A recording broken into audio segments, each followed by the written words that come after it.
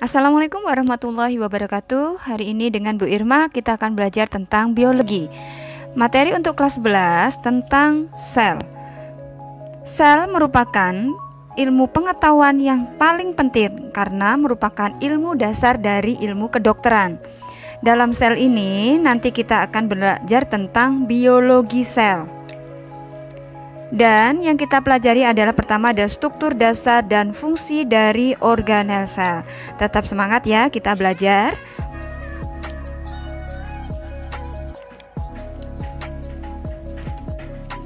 Sebagai makhluk multiseluler, manusia memiliki sel unit terkecil tubuh, mampu menjalankan fungsi dasar hidup seperti metabolisme tubuh, bergerak, bereproduksi, dan menurunkan sifat. Tubuh manusia sekitar 5 miliar sel dan semuanya berkoordinasi bergerak sesuai waktunya. Jadi dia berkoordinasi antara sel satu dengan sel lain.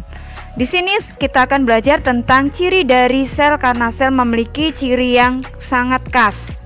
Jadi ciri sel sebagai unit terkecil kehidupan memiliki ciri sebagai berikut. Yang pertama, sel berasal dari sel sebelumnya. Kemudian yang kedua, memiliki genom sel, informasi tentang struktur dan fungsi. Yang ketiga, alur informasi merupakan berasal dari DNA ke protein.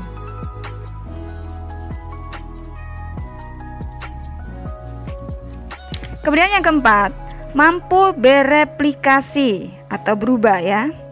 Kemudian ciri dari sel hidup ada 1, mampu berdiferensiasi. 2, diselubungi membran. 3, lebih kompleks dari lingkungannya. 4, sistem terbuka dalam kondisi steady state. Artinya konsekuensinya metabolisme tubuh, reproduksi, bereaksi. Kemudian saya akan gambarkan berbagai macam dari sel. Virus sendiri memiliki ukuran 0,01 sampai 0,1 mikrometer. Kemudian ada bakteri. Bakteri adalah ukurannya 0,1 sampai 1 mikro. Eritrosit kemudian dengan ukuran 7,5 mikro. Kemudian sel tubuh umumnya 10 sampai 50 mikro. Ini ukurannya lebih besar ya. Sel tubuh yang tampak contohnya adalah telur.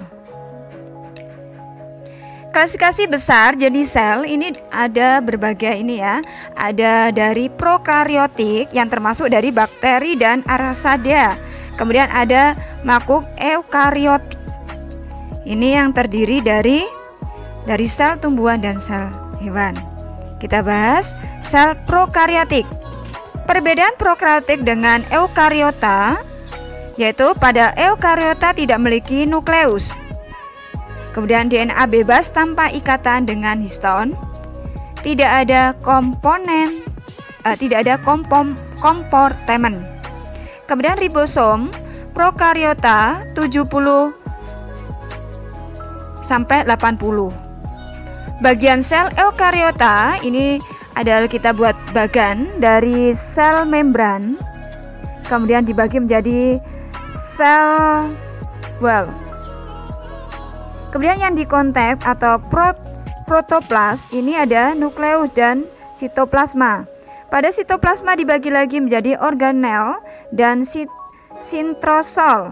Sintrosol dari organel dibagi menjadi membran, wet membran, without membran. Nah, dilihat dari struktur umumnya sel hewan, ini nanti ada perbedaan dari sel hewan dan sel tumbuhan. Pada sel hewan ada anak inti atau nukleus, ribosom, vesikel, retikulum, dan beberapa ini ya bisa kalian lihat dalam buku kalian. Kemudian adalah komponen sel eukariota, merupakan membran sel.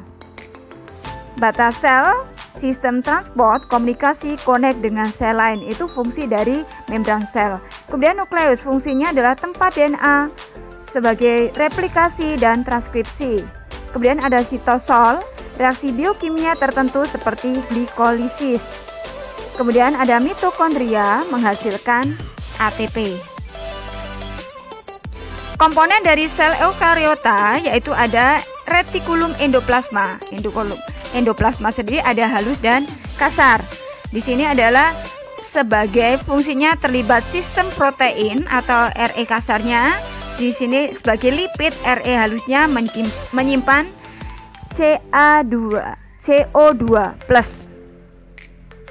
Ca2+ atau kalsium.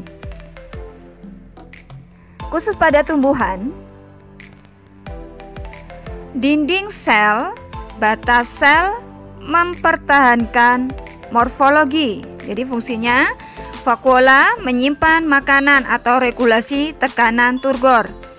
Kloroplas ini sebagai sintesis glukosa dan fotosintesis. Ini digambarkan berbagai macam dari sel.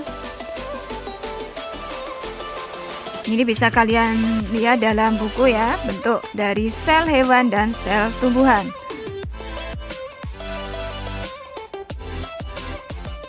Kemudian komposisi kimia rata-rata sel hewan, beratnya air itu 80-85%. Ini dalam tubuh hewan itu banyak mengandung airnya. Kemudian protein 10-5%, lipid 2-5%, DNA 0,5%. Polimer sebagai dasar pembentuk tubuh. Ada polimer dengan berat molekul besar dibentuk dari monomer dengan berat molekul lebih kecil. Rantai monomer berbentuk melalui reaksi kondensasi, eliminasi atau satu molekul air. Degradasi polimer terjadi molekul pada hidrolisis. Hari ini saya cukupkan. Terima kasih. Wassalamualaikum warahmatullahi wabarakatuh.